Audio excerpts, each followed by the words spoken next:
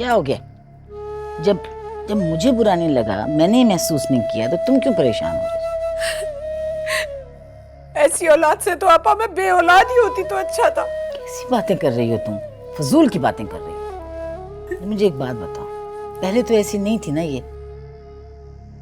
तुम्हारी और हैदर की जब मिसअंडरस्टैंडिंग हुई है, उस वक्त ये कुछ अपसेट हुई है ना? उससे पहले तो घर के काम वाम सब किया करती थी, नहीं? हाँ, आपा वो मेरी आजमाइश का वक्त था। कुछ ना कुछ तो खोना था। मेरी उफक मुझसे खो गई आपा।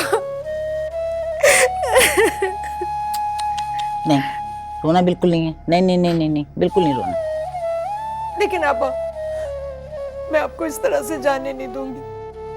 बिल्कुल ठीक है। बल्कि आज आप मेरे पास ही रहेंगी। हाँ बेटा, मैं रहूंगी रहूंगी मेरी बहन, रहूंगी रहूंगी, फिक्र नहीं करो, तुम्हारे पास रहूंगी। ठीक है।